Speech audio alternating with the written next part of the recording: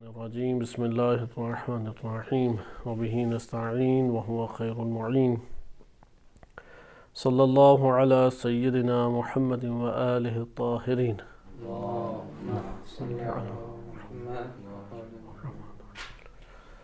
قرآن کریم کی مناسبت سے گمان اور خوش فہمیاں قرآنی موضوع ان ایام ماہ مبارک رمضان کی بابرکت اور پر رونق راتوں میں آپ کی خدمت میں بیان کیا جا رہا تھا۔ گزشتہ دروس میں ہم نے قرآن کریم نے ایک گمان جو مومنین اور اہل اسلام میں ہر دور میں پایا گیا ہے اس کو دور کیا، اور وہ گمان سورہ نساء آیت نمبر 60 میں بیان کیا گیا ہے کہ ارشاد باری تعالی ہوتا ہے الم تر الی الذین یزعمون، کیا آپ نے ان لوگوں کو نہیں دیکھا جو یہ گمان کرتے ہیں کہ وہ ایمان لے آئے ما انزل الیک وما یزعمون انہم آمنوا بما انزل الیک وما انزل من قبلک، جو آپ کے اوپر نازل ہوا اور جو آپ سے پہلے نازل ہوا تھا۔ یریدون ان یتحاکموا الی الطاغوت، لیکن اس کے باوجود کس کی طرف چاہتے ہیں؟ اپنے معاملات قضاوتی، عدالتی اور اجتماعی معاشرتی معاملات کو طاغوت کے طرف رجوع کراتے ہیں۔ وقد امروا ان یکفروا بہ، اور انہیں حکم دیا گیا تھا کہ وہ اس کا انکار کریں۔ ویرید الشیطان ان یضلہم ضلالا بعیدا، اور شیطان دور کی گمراہی میں مبتلا کر دیتا ہے۔ اس کے ضمن میں آپ نے احادیث کو بھی مطالعہ کیا جس میں عمر بن حنظلہ کی مقبولہ عمر بن حنظلہ کو آپ نے دیکھا، اور اسی طرح سے چند اور ہمارے پاس احادیث ہیں ابو بصیر سے ہیں امام صادق علیہ السلام کی روایت پہ، اس میں بھی امام نے اسی حوالے سے روایت کو استدلال کے طور پہ پیش کیا۔ پھر اس میں ہم نے حکم اولی اور حکم ثانوی کو دیکھا کہ یہ آیات حکم اولی کے طور پہ یہ بتاتی ہیں کہ طاغوت کی جب تشخیص ہو جائے تو طاغوت سے تعلق اجتناب پیدا کیا جائے، اس سے اجتناب کرنا، اس سے دور ہونا، اس سے نفرت کرنا، برات کا اظہار کرنا، تبرہ کرنا، یہ لازم ہو جاتا ہے، اور اسی طرح سے اس کا کفر کرنا لازم ہے۔ ہاں ہمارے پاس ایک احکام ثانویہ کے حوالے سے بھی موارد آتے ہیں۔ حکم تب جاری ہوتا ہے جب اس کا موضوع یا مورد متحقق ہو جائے، اگر مورد ہی نہیں متحقق ہوتا تو ادھر حکم بھی جاری نہیں ہوگا۔ اس لیے احکام ثانویہ اپنے موارد میں جاری ہوتے ہیں، نہ کہ ہر کوئی اپنے طور پہ ایک بہانہ بنا کے کہ میرے اوپر ثانوی حکم جاری ہوتا ہے، تو ایسا نہیں کر سکتے۔ اس میں اور بھی اب گنجائش ہے کہ اچھا احکام ثانویہ میں کون کون سے موارد آ جاتے ہیں، جیسے تقیہ ہے، اکراہن و اجبارن ایک مرحلہ ہے، اضطرار اس معنی میں کہ استطاعت ہی نہیں اس کی رہی، مثلا مریض ہو گیا، اور اس طرح سے ان موارد میں بلا شک و شبہ آپ کے آ جاتا ہے کہ حکم ثانوی کو اختیار کریں۔ تواقیت کے اعتبار سے حکم اولی تو واضح اجتناب اور کفر طاغوت کا کرنا لازم ہے۔ یہ جو بھی بڑا عہدیدار ہو اور اس کا اہل نہ ہو تو اس کو اور لوگوں کو اپنی طرف رجوع کرائے، یا رجوع کے مورد میں وہ موجود ہو تو طاغوت سے تعبیر کیا جا سکتا ہے۔ حکم ثانوی کے بعد طاغوت کے مرحلے میں حکم ثانوی کی کیا صورتیں بنتی ہیں، اور پہلے ائمہ علیہ السلام کے دور میں کیا تھیں، اور ائمہ اطہار علیہ السلام کی اسٹریٹجی اس وقت کیا تھی، ان کی حکمت عملی کیا تھی، یہ موضوعات اب آگے چل سکتے ہیں۔ جیسا کہ تفصیلی ہمارے پاس مباحث فقہی اور متعدد احادیث اس مورد میں موجود ہیں کہ سلطان جائر سے تعلق کیسا رکھا جائے۔ اول تو یہ ہے کہ تعلق ممنوع، لیکن ایک مورد کو روایات اہل بیت علیہ السلام استثناء کرتی ہیں، اور اس کی تشخیص آسان نہیں ہے، اور اس میں جو فرد ہے اس کا بھی زہد و تقوی اعلیٰ مقام تک پہنچا ہونا لازم ہے۔ وہ یہ ہے کہ اگر یقین ہو کہ سلطان سے امت کا یا تشیع کا ایک فائدہ یا نفع یقینی طور پہ وہ حاصل کر لے گا تو یہاں پہ گنجائش دی جا سکتی ہے، لیکن اس گنجائش دینے میں بھی وہ ساری کی ساری چیزیں اپنی جگہ پہ موجود رہیں گی۔ مثلا اس کی شخصیت ایک حوالے سے وہ مورد اتہام آ سکتی ہے، ایک طرف اس کے اعمال کے اوپر تنقید کی جا سکتی ہے کیونکہ وہ خود مورد اتہام جگہ کے اوپر ایک قدم بڑھا رہا ہے، اور اس میں زہد و تقوی اتنا ہونا چاہیے کہ وہ طاغوت سے بیزار ہو، نہ کہ وہ پھر رجحان قلبی پیدا کر لے اس کی طرف، وہ زینت اور اس کے حسن و جمال اقتدار اس کے جھانسے میں آنا شروع ہو جائے، یہ بہت ہی خطرناک صورتحال بن جائے گی۔ اس کو انشاءاللہ ہم کسی اور مورد میں دیکھیں گے اور نئے گمان کی طرف منتقل ہوتے ہیں۔ آج چونکہ اس سلسلے کا ماہ مبارک رمضان کی مناسبت سے آخری درس ہے تو ہم بہت تفصیلی اب نہیں آگے کسی اس میں جا سکیں گے، وإلا ایک تقسیم کے مطابق ہمارے پاس متعدد موضوعات کے اوپر گمان موجود تھے، مشرکین اور کفار کے گمان، کیونکہ ان میں سے اب بعض ان گمانوں کے بعض کا صرف معنی کے اعتبار سے تعارف اور ایک دو کے اوپر انشاءاللہ تھوڑی گفتگو آپ کی خدمت میں عرض کی جاتی ہے۔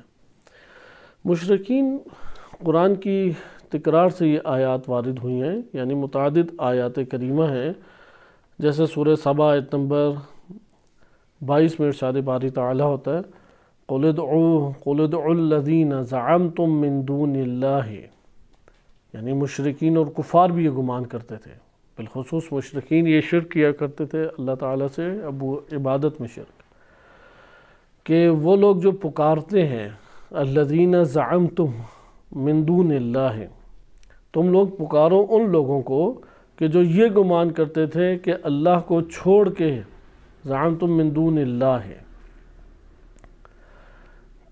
لا یملکون مثقال ذرۃ فی السماوات ولا فی الارض، یعنی یہ جن بتوں کو پکارتے ہیں اور جن خداؤں کے عبادت کے قائل ہیں، یہ ذرہ برابر بھی کسی شے کے مالک نہیں ہیں، ذرہ برابر بھی۔ ادھر ہم مختلف انداز میں گفتگو کو ذکر کر سکتے ہیں، کیونکہ آج کے دور میں توسل کے باب میں بھی یہی آیات پڑھ دی جاتی ہیں جو مشرکین کے باطل گمان کے اوپر تھی کہ وہ اللہ تعالیٰ کے غیر کی عبادت انجام دیا کرتے تھے اور شرک عبادت میں کرتے تھے، تو اس کو انہوں نے توسل کے اوپر بھی اپلائی کرنا شروع کر دی، جو کہ وہابی ایک تفکر کا بہت بڑا اشتباہ ہے۔ اشتباہ اس وجہ سے ہے کہ یہاں پہ جب قرآن کریم بیان کر رہا ہے کہ لا یملکون مثقال ذرۃ فی السماوات ولا فی الارض، ایک ذرہ آسمانوں اور زمین میں وہ ایک ذرہ بھی کسی شے کے مالک نہیں ہے، تو یہ حقائق کی دنیا میں بیان کر رہا ہے۔ اگر یہ مالک نہیں ہے تو اللہ کے علاوہ کوئی اور بھی مالک نہیں ہے، جس کو اللہ نے ملکیت دی ہے اس کے بعد ملکیت اللہ کے مقابلے میں کیا ہے؟ عارضی ہے، مجازی ہے، اعتباری ہے، اللہ کی طرف سے عطائی ہے، اور اس کی بقا بھی اللہ تعالیٰ کی جانب ہی سے ہے۔ لہذا یہاں پہ ایک حقائق کی دنیا کو ذکر کیا جا رہا ہے۔ دوسرا آپ یہ کہیں کہ یہ بت مکھی بھی نہیں اڑا سکتے، اور پھر توسل میں بھی کہیں کہ اچھا ٹھیک ہے جو یہ مر چکے ہیں، دنیا سے اٹھ چکے ہیں، وہ بھی مکھی نہیں اڑا سکتے۔ تو یہاں پہ تو وہی بات جیسا محسن قرائشی صاحب نے کہا، اگر تم اس دلیل کے اوپر آ کے ہر چیز کو ہی اڑاتے ہو پھر تو اللہ کی قدرت بھی تم ثابت نہیں کر سکتے۔ مثلا کہتے ہیں کہ یا علی مدد شرک ہے، اور یہ کہتے ہیں کہ کہاں، ہم کہتے ہیں یا علی مدد اب ذرا بال پوائنٹ اٹھا کے دکھاؤ، تو انہوں نے بال پوائنٹ نیچے گرایا، کہا تم یا اللہ مدد کہہ کے اٹھا کے دکھاؤ۔ اگر یا علی مدد کا رد یہ ہے کہ تم ایک بال پوائنٹ گرا دو اور یا علی مدد کہنے سے وہ نہیں اٹھتا، تو پھر تو تم یا اللہ مدد کا بھی رد یہی لے کے آ جاؤ گے، کیونکہ اس سے بھی نہیں اٹھ رہا یہ تو۔ اگر تم کو کہ یہ بھی انبیاء و ائمہ علیہ السلام اور دیگر بھی مکھی نہیں اڑا سکتے، تو تم مکھی بٹھاؤ اور یا اللہ مدد کہہ کے اسی طرح دیکھتے رہو، نہیں دیکھو اڑے گی۔ چلو سورتیں بھی پڑھ لو، بسم اللہ بھی پڑھ لو، ساری چیزیں پڑھ لو۔ تو یہاں پہ اس تناظر میں یہ ادلہ قائم نہیں کی جا رہی، یہ دلائل حقائق کی دنیا میں ایک بات کو بیان کرے جو عقل اور تفکر سے سامنے سمجھ آئے گا، حواس خمسہ سے سمجھ آنے والا نہیں ہے۔ حواس خمسہ تو ہر دو صورتوں میں یہی کہہ رہے کہ یہ تم یا علی مدد کہہ کے اگر بال پوائنٹ نہیں اٹھ رہا تو یا اللہ مدد کہہ کر بھی بال پوائنٹ نہیں اٹھ رہا۔ حواس خمسہ تو آپ کو دونوں میں برابری کی صورت بتا رہی ہیں۔ اسی طریقے سے اور جس طرح یہ کہا کرتے تھے کفار کہ پھر آپ عذاب لے کے آ جائیں ہمارے اوپر، ہم یہاں پہ موجود ہیں اور کئی قرآن کی آیات میں یہ معنی ذکر ہے۔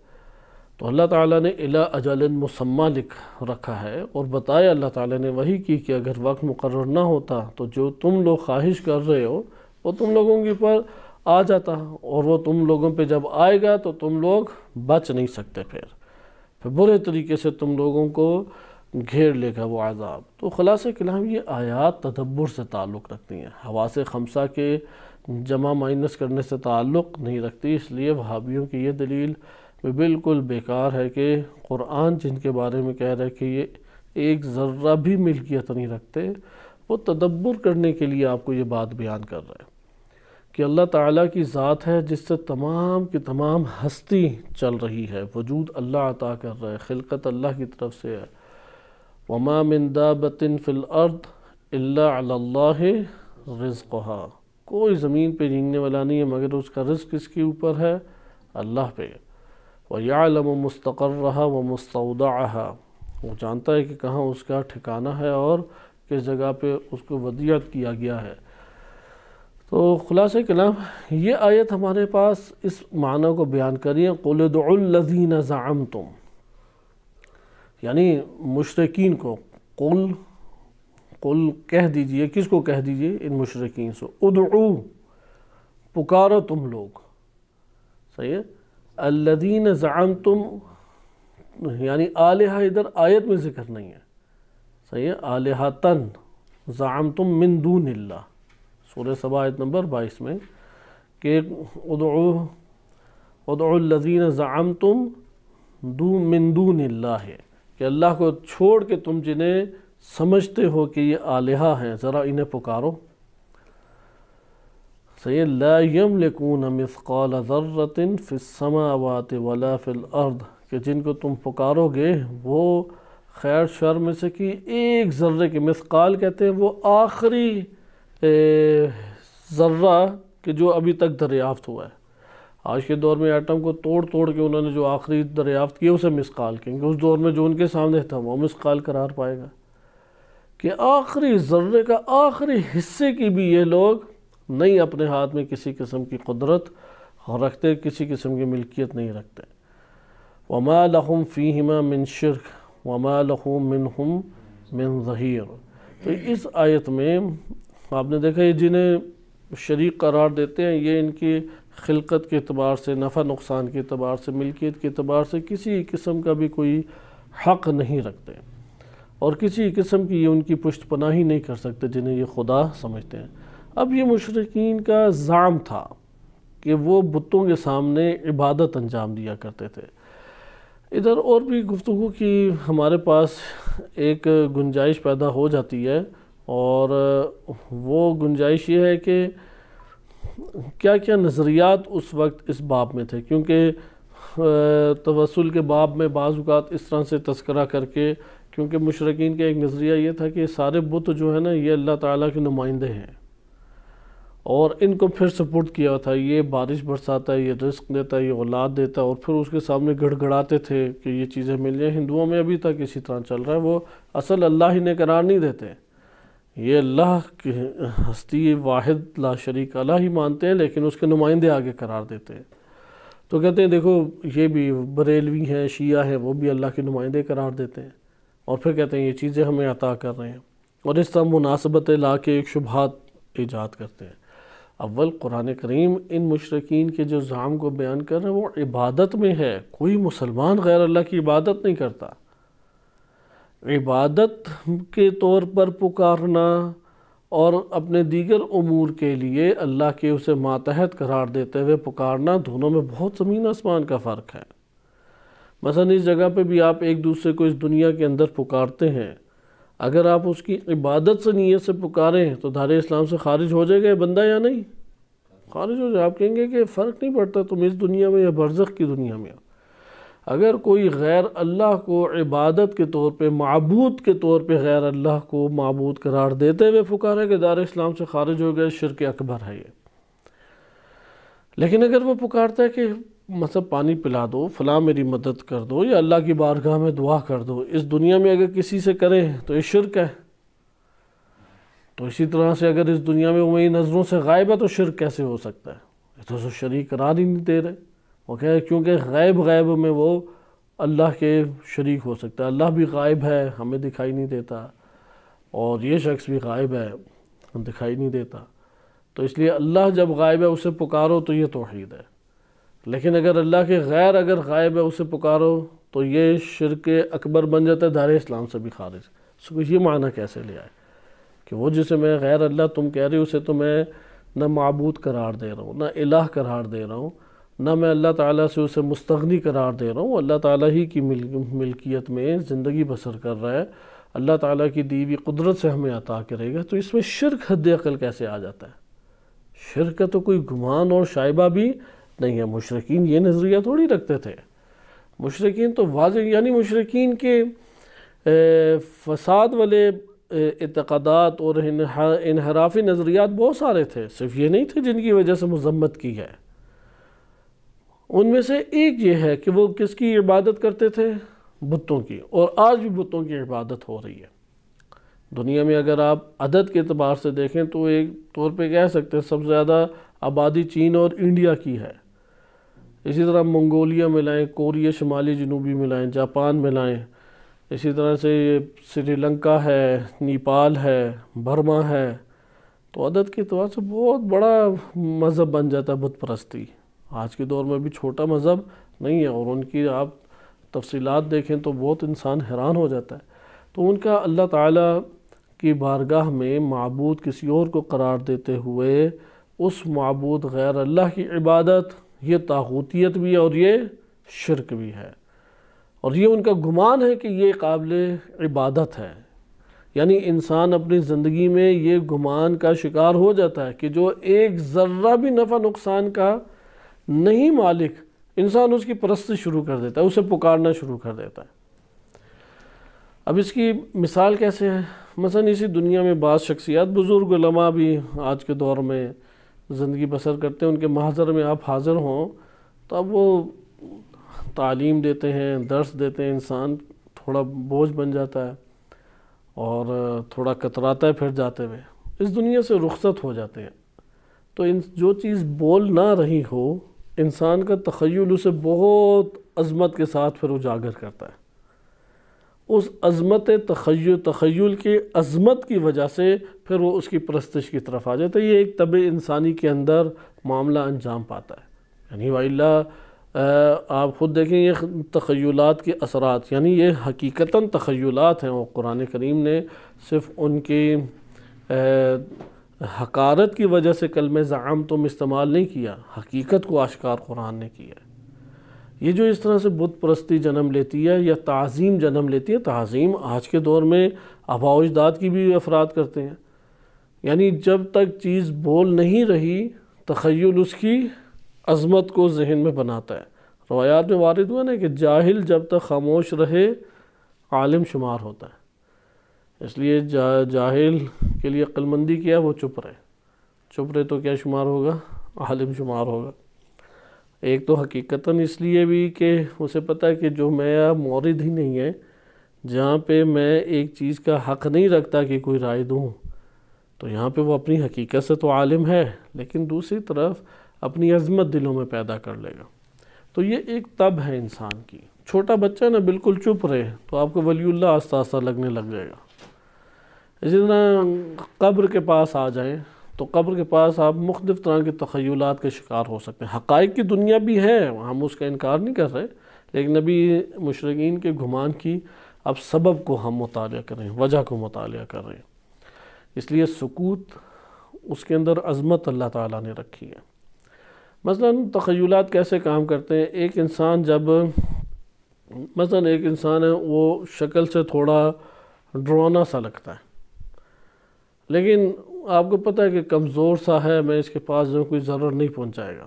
عقل یہی کہتی ہے کہ ضرر تمہیں جب دنیا میں وہ ہاتھ پاؤں اس کے چلتے تھے، وہ جھپٹ سکتا تھا تم پر، بول سکتا تھا، زبان کا استعمال کر سکتا تھا، تب تک تو تمہیں کوئی اس سے خطرہ نہیں تھا. اب وہ مر گیا ہے تو رات، اندھیری رات میں اکیلے اس کے ساتھ رہیں گے؟ میت کے ساتھ اکیلی رات میں رہتے ہوئے انسان گھبرائے گا تو کیوں گھبرائے گا؟ وجہ کیا ہے؟ تخیلات اصل میں اس کو تنگ کرتے ہیں. اس لیے یہ عموماً گھروں کے اندر مختلف طرح کے جھگڑے بھی اسی طرح سے جنم لیتے ہیں۔ مثلاً بعض ایسی ٹینشنیں آتی ہیں، کوئی مالی پریشانی ہے، کوئی بھوک وغیرہ کے احساس شدید ہے، یا کوئی ناچاکی ہو گئی ہے، کوئی برا کسی سے سامنا ہو گیا، اس کی وجہ سے جذبات بھپرے ہوتے ہیں۔ ادھر سے وہ بعض ادھر ادھر کی کوئی پڑھ لیتا ہے میسج وغیرہ یا بات چیت کوئی سن لیتا ہے، تو اب ذہن مسلسل سوء ظن کی وجہ سے اس کے لیے برے خیالات پھینک رہے ذہن میں، اور برے خیالات کی وہ ایک طوفانی زد میں آیا ہوا ہے، اور اندر خوب رنج اور دکھ میں مبتلا ہے، تکلیف میں مبتلا ہے، کیونکہ سوء ظن پھیلا کے، سوء ظن ابھار کے نفس جب غلبہ پیدا کر لے تو وہ انسان کو حقیقت ہی دکھائی دے رہی ہوتی ہے۔ احساس سے اسے تنہائی ہوگا، یہ احساس ہوگا سارے مجھ سے فراڈ کر رہے ہیں، سارے مجھ سے دور چلے گئے ہیں، سارے جو ہیں وہ مجھ سے قطع تعلق کر رہے ہیں، ہر کوئی اپنی اپنی فکر میں ہی لگا ہوا ہے۔ یہاں پہ انسان اب وہ جو تکلیف سہ رہا ہے وہ تو سہتا رہے گا، کب تک؟ جب تک یہ غبار ذہن سے بیٹھے گا نہیں، جب تک یہ تخیلات نہیں تھمیں گے تب تک وہ نفس تکلیف سے باہر نہیں آئے گا۔ یہ آئے روز ہم لوگوں کے ساتھ، ہر ایک کے ساتھ آئے روز ہوتا ہے، ہر ایک دو دن بعد یہ والی کیفیت انسان کو پیش آتی رہتی ہے۔ یہاں پہ وہ صبر کرے، اس وقت وہ حد اقل کوئی کلام، کوئی جملہ، کوئی موقف نہ بولے، ہمیشہ پشیمان ہوگا، کیونکہ اس کو یہ یقین ہونا چاہیے کہ جو میرا نفس مجھے دکھا رہا ہے یہ ابھی حقیقت نہیں رکھتا، احتمال ہے فقط۔ احتمال پہ آپ نہیں جذبات کا اظہار کر سکتے۔ خصوصاً علماء کے لیے یہ انتہائی قبیح ہے کہ وہ صرف احتمال کی اساس کے اوپر برانگیختہ ہو کے قدم اٹھا لیں۔ عموماً اداری صورتوں میں یہ پیش آتا ہے، ادھر سے ایک بری خبر ملی، ادھر سے مالی نقصان ہو گیا، ادھر سے پتہ لگا بندہ جو ہے وہی اٹھ کے چلا گیا، چوتھی طرف پتہ لگا فلاں کام ہی نہیں ہوئے، آخر دوسری طرف سے پتہ لگا پیسہ ہی نہیں انہوں نے بھیجا، ادھر سے ایک مطالبہ شروع، شکایات کا ایک انبار، تو وہ اندر سے بندہ بھرا ہوا ہوتا ہے۔ اب وہ ایک بندہ سامنے اپنا مسئلہ لے کے آ رہا ہے، لیکن ادھر جو ہے وہ مسائل کا ایک ٹرانسفارمر بیٹھا ہے، تو وہ جیسے اس سے ٹچ کرتا ہے تو اس کا بلب فیوز ہو جاتا ہے، کیونکہ کرنٹ ہی اتنا سخت لگتا ہے۔ تو یہ ایک طبع انسانی کے طور پہ ہی اس لیے کہتے ہیں کہ اجتماعی دنیا میں قدم رکھنے کے لیے بہت تزکیہ نفس چاہیے۔ صرف معلومات سے اجتماعی دنیا میں نہ تحمل پیدا ہوتا ہے نہ چلا سکتا ہے۔ مثلا یہ جو کیفیت میں عرض کر رہا ہوں، ہر کوئی اپنے اوپر غور کرے گا، فوراً جانے گا کہ یہ تو شاید ہر روز ہمارے ساتھ انجام پا رہی ہے، کیونکہ یہ اجتماعی دنیا کا تقاضا ہے۔ اگر اجتماعی دنیا نہیں ہوں گے تو نفس جو ہے، چونکہ مشغول جب ہوتے ہیں تو نفس آپ کے وجود کے اندر بہت سارے خیالات نہیں پھینک پاتا، کیونکہ آپ کی توجہ ان کی طرف جا نہیں رہی۔ لیکن جب آپ ساری مشغولیتوں سے باہر نکل آتے ہیں تو آپ کی ساری توجہ کہاں چلی جاتی ہے؟ اپنے نفسانی خیالات اور توہمات کی طرف۔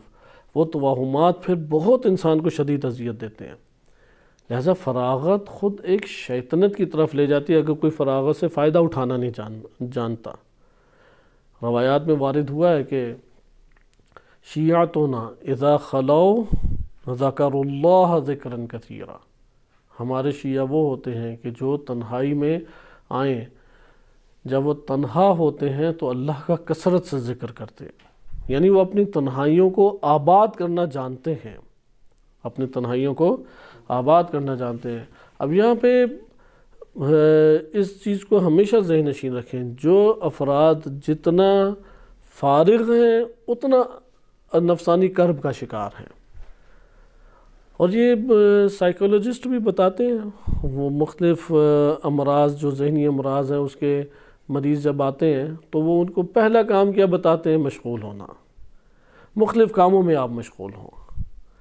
اگر ہم لوگ بھی مثلا اپنے تمام ان تعلیمی مصروفیات کے باوجود اپنے آپ کو فارغ کر لیں اور اپنی تنہائیوں کو ذکر الہی سے یا مفید کاموں سے آباد کرنے کا سلیقہ نہیں ہم جانتے تھے یا نہیں ہم نے کبھی آباد کیا، تکلیف میں مبتلا ہو جائیں گے۔ نفس اتنی تیزی سے سوء ظن مختلف چیزوں کے بارے میں، جیسے نماز شروع کرتے ہیں تو فارغ ہو جاتا ہے ایک قسم کا چند منٹوں کے لیے، تو اب وہ تیز تیز الحمد پڑھ رہا ہے، کچھ پتہ ہی نہیں کیا پڑھ رہا ہے، تو وہ شدت کے ساتھ توہمات اور تخیلات کی دنیا میں مبتلا ہو جاتا ہے، اور امام خمینی رحمۃ اللہ علیہ کے باقول جس طرح چڑیا ایک ٹہنی سے دوسری ٹہنی، دوسری سے تیسری ٹہنی میں چھلانگیں لگاتی ہے، پھدکتی رہتی ہے، اس طرح یہ بھی ایک خیال سے دوسرے خیال، دوسرے سے تیسرے خیال۔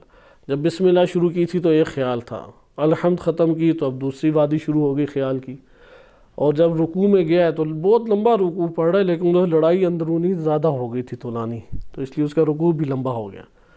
پھر سمع اللہ لمن حمدہ بھول گیا، اللہ اکبر کہہ کے سیدھا بالفرض چلا گیا، جذبات اب اس کے ابھر چکے ہیں۔ تو آس پاس کے افراد بھی حیران ہوتے ہیں کہ نماز سے پہلے تو بالکل نارمل کنڈیشن تھی، نماز کے بعد تو حضرت بہت غصے میں آئے ہوئے ہیں۔ تو جو اندر کے نئی ان توہمات اور زعم کو کنٹرول کرتا اور اس کی تحلیل صحیح نہیں کر پاتا، وہ اپنی عادی زندگی میں کئی قسم کے انحرافی افکار کا شکار ہو جاتا ہے، اور ان انحرافی افکار میں بعض ایسے اتنے خطرناک افکار ہیں کہ آپ کو دائرہ اسلام سے خارج کر دیں گے، جیسے مشرکین کا یہ بیان وارد ہوا ہے۔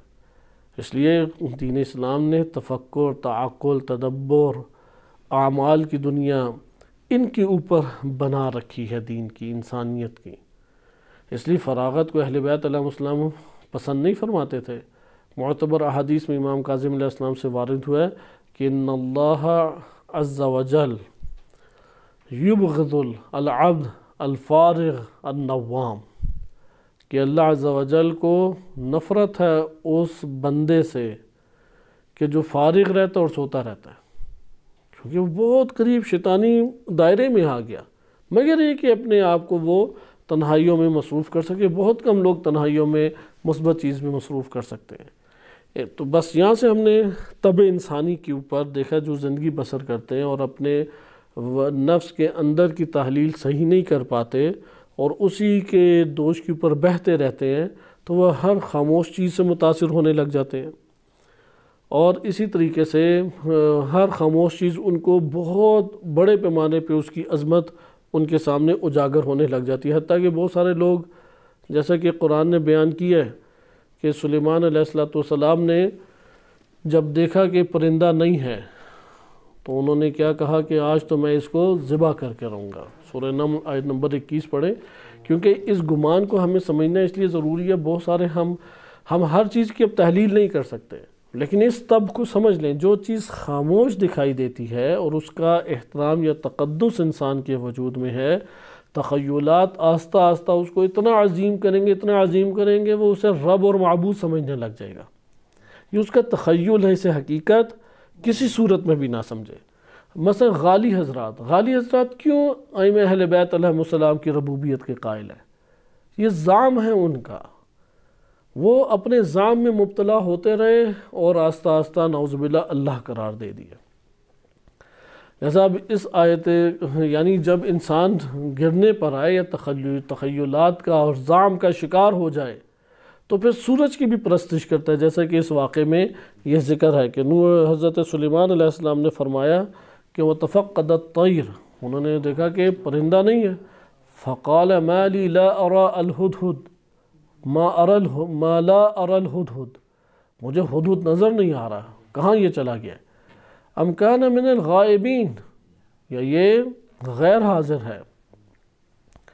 تو اب انتظار کی گھڑی سخت ہوتی ہے، یہ یاد رکھیں ہمیشہ، انتظار کی گھڑی سخت ہوتی ہے۔ 5 چیزوں کا انتظار نور ایمان کو جنم دیتا ہے۔ مثلا علم کے طلب کرنے کے لیے آئے ہیں تو درس کا انتظار کروانے والی کی خوبی نہیں ہے، لیکن کرنے والا وہ خوبی رکھتا ہے۔ بعض انتظار خوبی سے تعبیر ہے۔ امام زمان علیہ السلام کا انتظار، چونکہ طالب علم جب آئے گا درس کے لیے تو جب تک درس شروع نہیں ہوتا تو درس کو طلب کر رہا ہے یا نہیں، یہ طلب اس کے اندر علم کو وجود دے گی، وہ مباحثہ کرے گا، ڈسکشن کرے گا، کتاب کھولے گا۔ امام مہدی علیہ السلام کا انتظار، چونکہ عدل و انصاف قائم کرنا ہے تو ان کے انتظار میں وہ ان کی راہ ہموار کرے گا، عدل کو اختیار کرے گا، عدل کی ترویج کرے گا، ظلم کی مذمت کرے گا، یہ انتظار۔ لیکن بعض انتظار اضطراب کے ایجاد کا باعث بنتے ہیں۔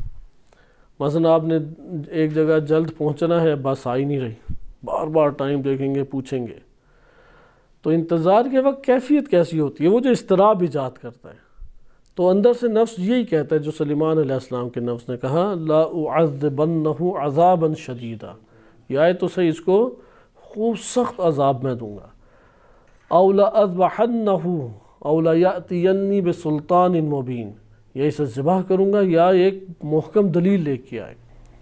تو وہ جب آیا تو محکم دلیل لے کے آیا تو اس نے کہا کہ وجد، تو اب 2-3 آیات چھوڑ کے کیونکہ ہم موضوع سے ورنہ ہٹ جائیں گے، اس نے کہا وجدتها وقومها يسجدون للشمس من دون اللہ۔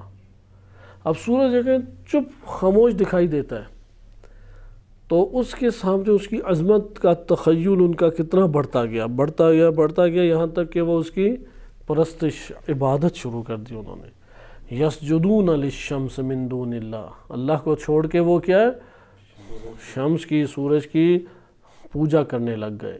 تو یہ ہے کہ صرف ایسا نہیں ہے کہ یہ پوجا جو ہے یہ صرف اور صرف ان افراد کی کیا کرتے تھے کہ جو بت اپنے ہاتھوں سے بناتے ہیں۔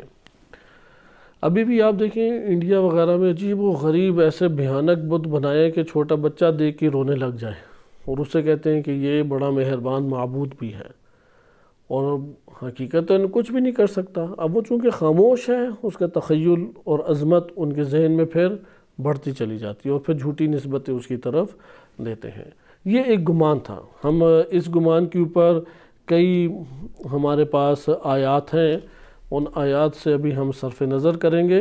1-2 آیات میں من باب مثال آپ کی خدمت میں ذکر کر دوں، چونکہ اس میں جو لب لباب اصل مطلب تھا کہ جس کی وجہ سے وہ شکار ہوئی، انحرافی فکر ان کی بنی ہے، وہ یہ ہے کہ اپنے تخیلات پہ زندگی بسر کر رہے ہیں، اپنے زعم پہ، اپنے ظنون پر زندگی بسر کر رہے ہیں، حقیقت کو جاننے کی کوشش نہیں کی، عقل کو انہوں نے استعمال نہیں کیا، حق تعلیمات کو انہوں نے قبول نہیں کیا، اس کی وجہ سے وہ اس کی طرف چل پڑے۔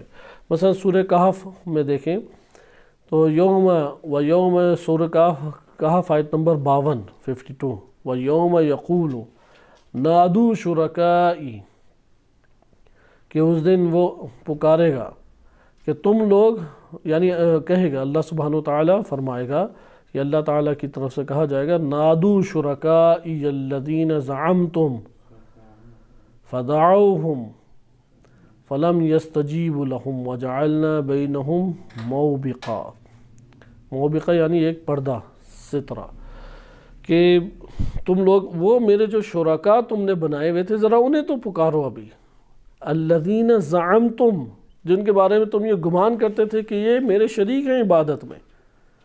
اب مشرکین کی پھر عرض کر دوں کہ کئی انحرافی نظریات تھے، وہ مثلا نبوت کے منکر تھے، کتابیں خدا کے منکر تھے، الہی تعلیمات کے منکر تھے، انہی میں سے ایک بہت بڑا انحراف کیا تھا، عبادت میں شرک کیا کرتے تھے اللہ تعالیٰ کی۔ تو یہاں پہ ہے کہ اللہ تعالیٰ فرمائے گا کہ ذرا انہیں پکارو، پھر وہ لوگ پکاریں گے اللہ کے کہنے، فدعوہم، وہ پکاریں گے، فلم یستجیب لہم، تو کوئی آگے سے جواب ہی نہیں دیں گے، اور پھر ان دونوں کے درمیان اللہ تعالیٰ رکاوٹ کھڑی کر دے گا، یہ مشرکین اور جن پہ ساری عمر تکیہ کیے ہوئے تھے انہیں جدا کر دے گا۔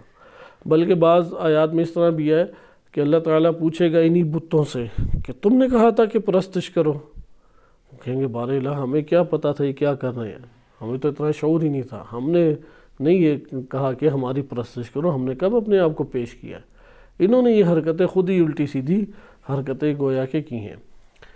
تو یہ اب آپ کے پاس ایک بیان آ گیا مشرکین کا ایک اور بیان، ایک اور گمان وہ ہم پہلے بھی پڑھ چکے ہیں کہ انہیں یہ گمان تھا کہ وہ مبعوث نہیں کیے جائیں گے۔ زعم الذین کفروا ان لن یبعثوا قل بلی وربی لتبعثن ثم لتنبؤن بما عملتم وذلک علی اللہ یسیر۔ وہ لوگ جنہوں نے کفر کیا، کفر کرنے والے کیا گمان کرتے تھے، ہم اصلاً مر کے اٹھ ہی نہیں سکتے، یہ مٹی مٹی ہو جائے، رمیم ہو جائے اور بالکل راکھ یا مٹی بن جائے تو پھر کس طرح سے اٹھ سکتے ہیں۔ تو خدا نے فرمایا کہ بھلا وربی، قل بھلا وربی، رسول کہہ دیجئے کہ میرے رب کی قسم حتماً و حتماً تم لوگ اٹھائے جاؤ گے، اور پھر حتماً و حتماً تم لوگوں کو بتایا جائے گا تم کیا عمل انجام دیتے رہو۔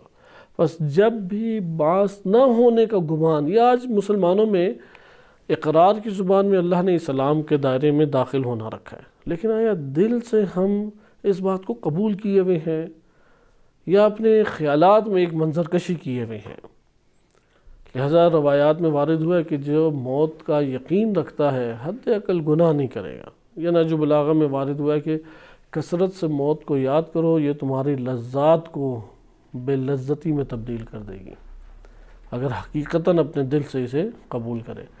ہر دور میں یہ بڑا مسئلہ رہا ہے کہ بعض کو وہ ایقان اور یقین تک لے آئیں۔ بہرحال یہ ایک ہمارا وظیفہ بنتا ہے۔ کفار اور مشرکین کا ایک گمان یہ تھا کہ وہ دوبارہ کسی صورت میں بھی نہیں اٹھائے جائیں گے۔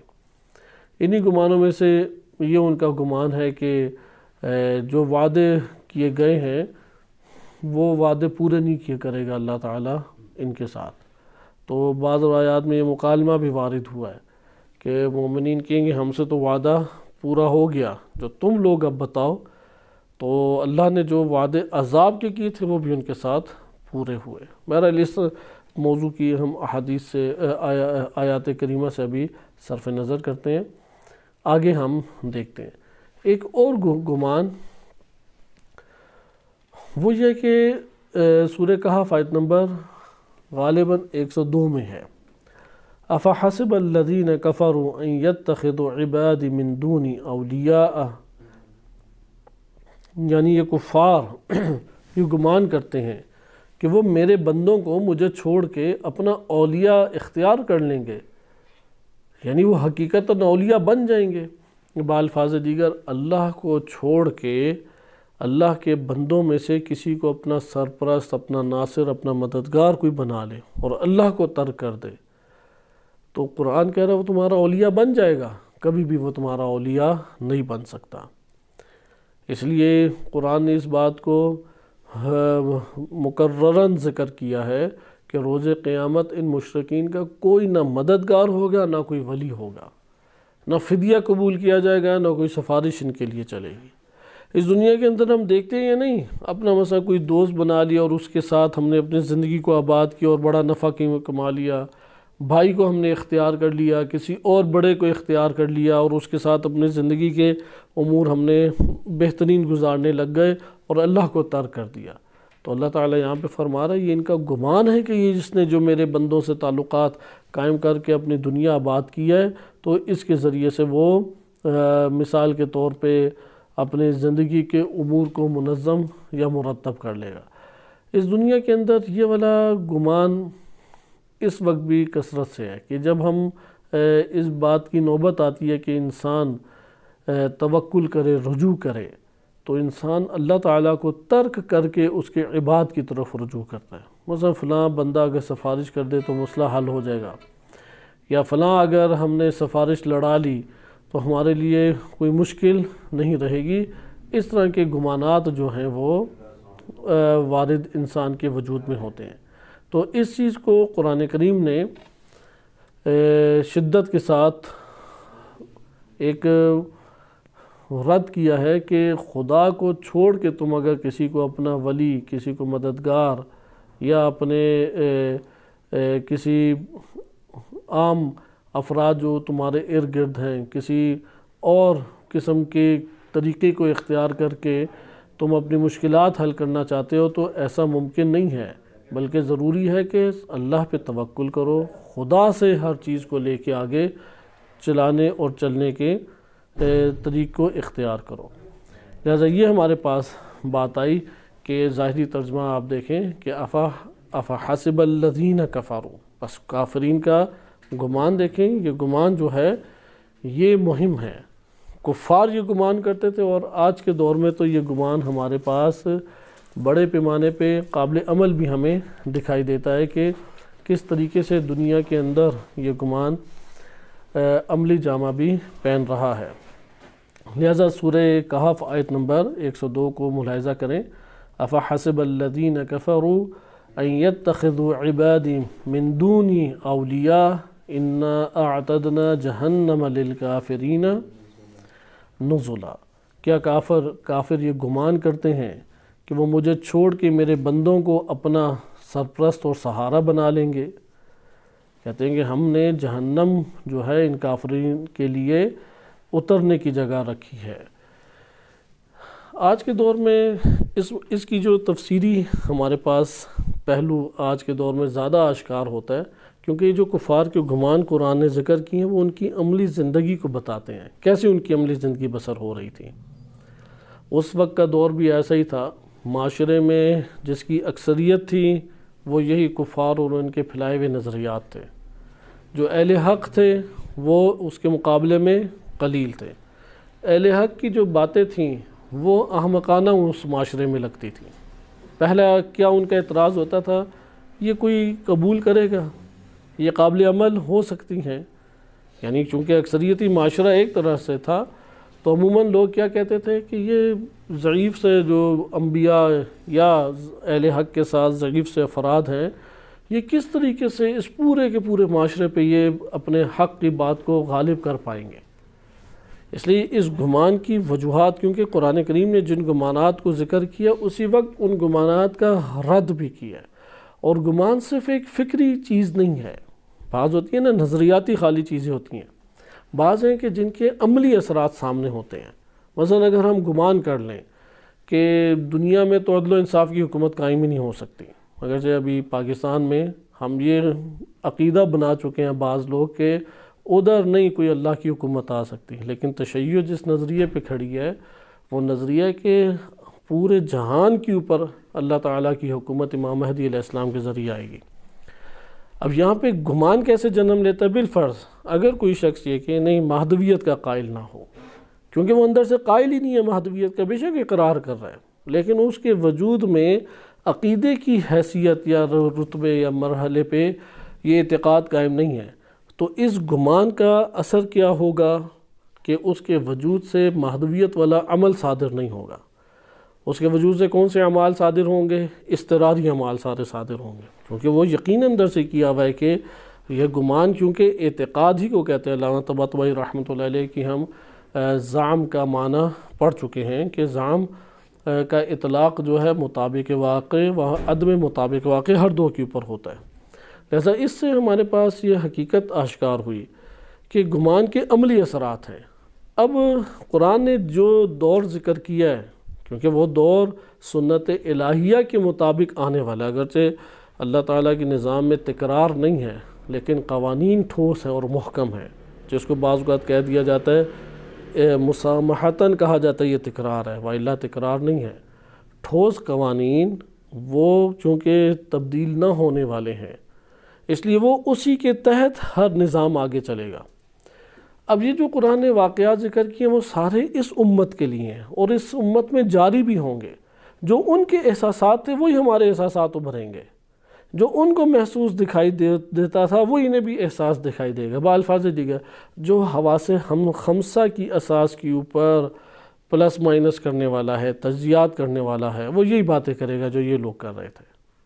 جو ایمان کی اساس پہ یا عقل اور شعور کی اساس کے اوپر گفتگو کرے گا اس کی باتیں قرآنی بن سکتی ہیں۔ اس لیے جو حواس خمسہ کی اساس پہ کہے گا، یہ تو سارے کے سارے مثلا اس ٹائم پوری دنیا میں کہتے ہیں عیسائیت سب سے بڑا ہے، لیکن عدد کے اعتبار سے بندے اگر گننا شروع کریں تو کون سا مذہب بڑا بنتا ہے؟ وہ بت پرستی سب سے بڑا مذہب بن جاتا ہے آج کے دور میں، دوسرا مذہب عیسائیت بن جاتا ہے، تیسرا یا چوتھا مذہب اسلام آتا ہے۔ لیکن کس طریقے سے آپ اگر حواس خمسہ کی اساس کے اوپر آپ کہنے لگ جائیں تو پھر تو آپ کہیں کہ نہیں کبھی بھی نہیں آ سکتا، نظام الہی کبھی بھی نہیں آ سکتا۔ لیکن ایمان کی اساس کے اوپر کہیں یا قرآنی آیات کے تناظر میں بات کریں تو آپ یہاں پہ بڑے وثوق کے ساتھ یہ کہیں گے کہ یہ لوگ سمجھتے ہیں کہ انہم یرونہ بعیدا ونراہ قریبا۔ تو یہاں پہ بھی آپ دیکھیں کفار جو گمان ہوتا ہے وہ عمل سے صادر ہوتا ہے، یہ نقطہ مہم ہے۔ جیسے کہ انہوں نے مشرکین نے گمان کیا بت پرستی کا، عمل سے صادر ہوا انہوں نے۔ جیسے خاموش چیز انسان کے لیے عظمت کا باعث بن جاتی ہے نا، ابھی یہ جیسے آپ کی خدمت میں طولانی گفتگو کی کہ طبع انسانی ہے، چپ چیز، جیسے بچہ خاموش ہے آپ کو بڑا ولی اللہ لگے گا، تو سامنے اسی طرح سے کوئی اور شے ہے وہ خاموش ہے، وہ بڑی عظمت آپ کے وجود میں پیدا کر لے گی۔ اسی طرح اس دنیا سے علماء چلے جاتے ہیں، جب تک زندہ تھے تو ویسے تقدس دل میں پیدا ہی نہیں ہوتا تھا، اب ان کی قبر کی پر جا کے بہت بڑا ان کا تقدس اور تعظیم پیدا ہوگی، اور انسان سمجھے گا شاید معرفت میری بڑھ گئی ہے۔ نہیں، یہ اس کے تخیل نے اس کو اتنا اجاگر کر دیا، وہ حقیقت کی دنیا میں نہیں کھڑا۔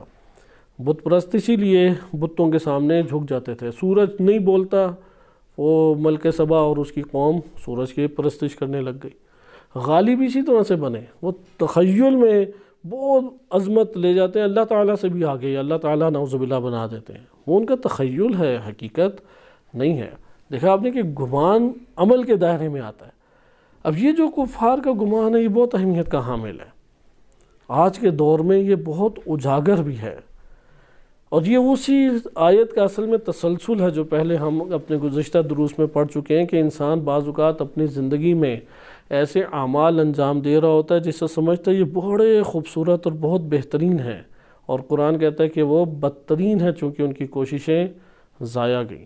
جیسے کل بھی ہم نے واقعہ پڑھا، بعض مومنین کی ایسی پلاننگ آج بھی ہمیں دکھائی دیتی ہے کہ حضرت موسیٰ علیہ السلام کے دور میں ایک جماعت ایمان لائی، ان کے اوپر الکافی کی روایت ہم نے گزشتہ درس میں مطالعہ کی، تو انہوں نے کہا یار جاب شاپ تو ہم کریں اور پیسہ تو کمائیں، تو کہاں چلے گئے؟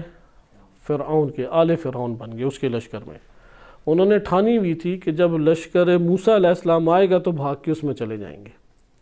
تو اب آ گیا، سمندر میں داخل ہوئے، موسیٰ علیہ السلام کا لشکر سامنے نظر آیا، فوراً انہوں نے اپنے گھوڑے آمادہ کیے، تیار کیے اور تیزی سے بھگائے۔ تو قریب جب پہنچ رہے تھے، یعنی نکلے ہیں آگے، تو فرشتوں نے گھوڑوں کے منہ پہ زور زور سے ضربیں ماری اور واپس انہیں بھگایا، اور وہ فرعون کے لشکر میں شامل ہو کے غرق ہوئے۔ روایت میں الفاظ ہیں کہ وہ اسی عذاب میں غرق ہوئے۔ لہذا انسان کے گمانات جہاں پہ لے کے جا رہے ہوتے ہیں، جیسے ہمارے ایک برادر تھے، یعنی حوزوی دنیا کے نہیں، عام ایک بڑے انجینئرنگ یا اس طرح کے رینک کے اوپر، پرانی بات آج سے 8-10 سال پہلے گفتگو ہو رہی تھی، تو امام زمان علیہ السلام کے بارے میں بڑے جوشیلے اور جذباتی ہوتے تھے کہ کاش امام آ جائیں، تشریف لے آئیں۔ داڑھی بھی مشکل سے ان سے رکھی جاتی تھی، لیکن امام کے بڑے شیدائی تھے۔ تو میں نے ان سے پوچھا کہ آپ اگر آ جائیں آپ کریں گے کیا؟ تب اس امام ابھی آ جائیں تو کیا کریں گے؟ کہا میں ان کا باڈی گارڈ بن جاؤں گا اور ان کی حفاظت کروں گا میں۔ تو انہوں نے کہا کہ وہ قبول کر لیں گے باڈی گارڈ کے طور پہ؟ تو اب تھوڑا سوچ میں مبتلا ہو گئے، کہتے ہیں کر لینا چاہیے، میں تو خالص جذبات کے ساتھ وارد ہوں گا اور حفاظت کروں گا۔ تو انہوں نے کہا موجود تو امام ابھی بھی ہیں، حاضر ابھی بھی ہیں، ظاہر نہیں ہے نا، تو اب کیوں نہیں کرتے؟ دین کو تو اب بھی خطرہ موجود ہے، دین کو تو ابھی بھی مدد کی ضرورت ہے، امام ہوں گے تب بھی اقلیت ہی ہوگی، جتنے بھی عدد شیعہ نام کے بڑھ جائیں ملے گی تو انہیں اقلیت ہی، تو اب کیوں نہیں آپ کرتے؟ اب پھر وہ سوچ میں مبتلا ہو گئے، کیونکہ غیبت کا دور بھی، جیسے روایات بھی کہتی ہیں، علماء بھی اس چیز کو بیان کرتے ہیں، غیبت در حقیقت جو باطن میں ہے اسے آشکار کرنے کا سبب ہے۔ یعنی جس نے شقی بننا شقی بن جائے، جس نے سعید بننا ہے وہ سعید بن جائے۔ لہذا اس آیت کی طرف تشریف لائیں اور دیکھیں دوبارہ کہ یہ پیچھے سے آیت کیا چل رہی ہے، کہ وہ جو ہم قرآن میں پہلے بھی پڑھ چکے ہیں سورہ کہف کی، قُلْ هَلْ نُنَبِّئُكُمْ بِالْأَخْسَرِينَ أَعْمَالًا، خود قرآن کا بڑا خوبصورت موضوع ہے خسارت، خسارے کا سودا کس نے کیا؟ مثلا اگر ایک شخص کا مال چلا جائے اور اس کو بالفرض 2 رکعت نماز مل گئی، ہم عموماً سوچیں گے یار یہ گھر بھی جا کے پڑھ سکتا تھا۔ ممکن ہے بعض حساب کتاب میں ہو بھی ایسا ہی کہ تم گھر بھی پڑھ سکتے تھے، اپنا مال بچاتے، لیکن عموماً ہم لوگ خسارت کسے سمجھتے ہیں کہ جس میں جسمانی یا مالی نقصان ہو جائے۔ لیکن جب ہم انبیاء و ائمہ علیہ السلام کی تعلیمات کی طرف آتے ہیں تو خسارت یہ نہیں ہے۔ ممکن ہے کہ بعض اوقات پورا کنبہ ہمارا چلا جائے اور اس کے بعد اس ہستی کے آثار بھی 1 صدی تک مٹا دیے جائیں، تب بھی قرآن کہتا ہے کہ انہوں نے حقیقت میں فائدے کا سودا کیا، جیسے کربلا آپ کے سامنے موجود ہے، ان کے آثار تک مٹائے گئے۔ عزاداری کا جو سلسلہ شروع ہوا ہے یہ غیبت صغریٰ کے بعد شروع ہوا ہے، اس سے پہلے تو بہت سختیاں اور بہت زحمات، کئی صدیوں کے بعد۔ اسی طریقے سے خمس دیتے ہیں تو مال کم ہوتا ہے، لیکن جس نے خمس نہیں دیا اس نے خسارے کا سودا کیا، جس نے یتیم کا مال کھایا اس نے خسارے کا سودا کیا، جس نے دین کے ساتھ غداری کی اس نے خسارے کا سودا کیا۔ ایک معتبر اور صحیح سند روایت الکافی میں امام صادق علیہ السلام کے پاس عباسیوں کی جیل بدترین جیلوں میں سے شمار ہوتی ہے کہ شاید بھی ایسی آج کی جیلیں موجود نہ ہوں، تو کوفہ کی جیل سے وہ آزاد ہو کے آیا تھا۔ روایت بھی معتبر ہے اور اس کا آخری حصہ بہت علماء بیان بھی کرتے ہیں، اور وہ معیار بھی آخری حصہ کسی کا ایمان پر رکھنے، ہر شخص اپنا محاسبہ کر سکتا ہے، ایمان کا معیار بھی ہے وہ۔ تو امام نے پوچھا کہ کیا احوال ہیں، تو اس نے کہا کہ اسوأ حال، انتہائی بدبودار منتن اسوأ الحال، بدترین جگہ ہے۔ تو امام تھوڑا سا غضب میں آ گئے۔ امام نے فرمایا تم یہ سمجھتے ہو کہ جو تم باہر زندگی بسر کر رہے ہو یہ شاندار زندگی ہے، یہ بہترین زندگی ہے، وہ تم سے بہتر حال میں ہے۔ ان الدنیا سجن المؤمن، یہ علماء اخلاق پھر ادھر سے لے لیتے ہیں، بقیہ واقعہ تر کر دیتے ہیں۔ امام نے ان کی مدح و ستائش کی کہ جو وہاں پر موجود ہیں، انہوں نے کہا کہ وہ اصل میں یہ خسارے کا سودا کر کے آ گیا کہ اگر وہ اس جگہ کو سمجھ رہا ہے کہ یہ جو ہے بدترین ایک عبرتناک جگہ ہے، نہیں، اللہ کی راہ میں جو مشکلات ہیں، اللہ کی راہ میں جو تکالیف ہیں، خود اسی طرح علم کی راہ میں جو تکالیف اور مشکلات ہیں، خدا کی نظر میں یہ گھاٹے کا سودا نہیں ہے۔ اس نے گھاٹے کا سودا کیا جس نے علم کو ترک کر کے مال کے لیے اپنی زحمات خرچ کر ڈالیں، اور یہ دنیا نہیں سمجھے گی، دنیا ہمیشہ ہر دور میں معاشرہ ایسا ہی رہا ہے۔ اس لیے جب امام مہدی علیہ السلام کا ظہور ہو اور حکومت قائم ہو جائے گی، گویا کہ قیامت آ چکی ہے۔ اس سے پہلے سب جس نے آنا ہے، شقی نے شقی بننا ہے، سعید نے سعید کی طرف جانا ہے، اور معاشروں نے اسی طریقے سے حق اور باطل کی ایک سخت آپس میں ٹکراؤ رہنا ہے۔ باطل قوی غالب نظر آئے گا، حق ضعیف اور تلخ نظر آئے گا، اور یہ مزاج امام علیہ السلام نے نہج البلاغہ میں بھی فرمایا، ان الحق ثقیل مریء ثقیل، حق اللہ نے خلق کی ایسا کیا ہے کہ بہاری ہے اور کڑوا ہے۔ کوئی اگر اسے میٹھا بنا دے، جیسے فلفل شیرین ایران میں ملتی ہے، کہ وہ تلخ کو شیرین بنا دے، یہ ملاوٹ ہے۔ یعنی اگر کسی کا عوام میں فوراً مقبولیت حاصل ہو جائے، شک کرے کہ صحیح بات نہیں کی، فوراً لوگ اس کی سننے کی طرف آ جائیں، تنہائی نہ کاٹنے پڑے، مشکل نہ اٹھانے پڑے۔ آج تک انبیاء میں سے کوئی ایک نبی نہیں گزرا جسے گالی نہ پڑی ہو، جسے اذیت نہ دیا گئی ہو، اس کا مذاق نہ اڑایا ہو، پروپیگنڈا نہ کیا ہو۔ پروپیگنڈا نہ کیا ہو تو تب مسئلہ ہے کہ یہ کوئی مشکوک شخصیت ہے۔ پھر لہذا ان الحق مری ثقیل مریء ثقیل، مری یعنی کڑوا ہے، تلخ ہے۔ لوگ یہ عمل کرو گے تو معاشرے میں تلخی اٹھانے پڑے گی، حلق سے اترنے میں تلخ نہیں ہے، اور ثقیل ہے، بھاری ہے، عمل کرتے ہوئے بھاری محسوس ہوگا، جذبے سے، رجحان سے، شوق سے، رغبت سے نہیں، دنیا ترک کرنی پڑے گی۔ اور ان الباطل خفیف وبی، وبا کی طرح پھیلتا ہے، خفیف ہے، ہلکا ہے۔ لہذا یہ معاشروں کے انداز تھے۔ ادھر بھی معاشروں کا ایک انداز بیان کیا جا رہا ہے۔ قرآن یہ بات بیان کرتا ہے کہ قل هل ننبئکم بالاخسرین اعمالا، سب سے خسارے کا سودا کس نے کیا؟ اس ہم کہہ سکتے ہیں مشرکین ہیں، کافرین ہیں، منافقین ہیں، فاسقین، ٹھیک ہے، خسارے کا ہے۔ خسر الدنیا والآخرہ وارد ہوا ہے، خسروا مثلا فی الآخرہ، انہوں نے خسروا فی انفسہم، عبارتیں مختلف آئی ہیں، لیکن ان میں سب سے زیادہ خسارے کا سودا کرنے والا کون ہے؟ الذین ضل سعیہم فی الحیات الدنیا، دنیاوی زندگی میں انہوں نے کوششیں تو خوب کی تھیں، حج بھی کی ہیں، زیارتیں بھی کی ہیں، مثلا مدرسے بھی بنائے، مسجدیں بھی بنائیں، عزاداریاں بھی کیں، فلاں بھی سارے کام کیے انہوں نے، اور پھر کیا تھی؟ وَهُمْ يَحْسَبُونَ، وہ یہ گمان کر رہے تھے، أَنَّهُمْ يُحْسِنُونَ صُنْعًا، بہترین اعمال انجام دے رہے ہیں۔ اس کے بعد یہ آیت آتی ہے، أُولَئِكَ الَّذِينَ كَفَرُوا، وہ لوگ جنہوں نے کفر کیا، بِآیاتِ رَبِّهِمْ، اپنے رب کی آیات کے ساتھ، وَلِقَائِهِ فَحَبِطَتْ أَعْمَالُهُمْ، تو ان کے اعمال اللہ سبحانہ وتعالیٰ نے حبط کر لیے۔ اب اس سے اوپر آئے دیکھیں، أَفَحَسِبَ الَّذِينَ كَفَرُوا أَن يَتَّخِذُوا عِبَادِي مِن دُونِي أَوْلِيَاءَ، کفار یہ گمان کرتے ہیں کہ میرے بندوں کو چھوڑ کے، یعنی مجھے چھوڑ کے میرے بندوں کو اپنا ولی بنا لیں گے، اور وہ ان کے ولی بھی بن جائیں گے، یعنی ان کے سرپرست، ان کے مددگار، مشکل میں کام آنے والے، ان کی دنیا کو چلانے اور آباد کرنے والے ہو جائیں گے وہ۔ یہ گمان ہے کہ اگر ہو جائے، اور یہ ہر دور میں یہ گمان کیا ہے؟ برقرار رہا ہے، غالب رہا ہے، پھر حقیقت کیا ہے؟ کیونکہ ہمیں ہمیشہ معاشروں میں یہ دکھائی دیتا ہے کہ فلاں کی طرف رجوع کریں تو ٹھیک ہو جائے گا، کیونکہ طاغوت والے ابھی ہمارے ختم ہو گیا موضوع، جس میں ہمارے ہاں تو ایمان دکھایا گیا اقرار کی اساس پہ۔ قرآن کیا کہتا ہے کہ اگر طاغوت کی طرف رجوع کیا اپنے قضاوتی یا اجتماعی مسائل میں، یہ شخص دور کی گمراہی میں مبتلا ہو گیا۔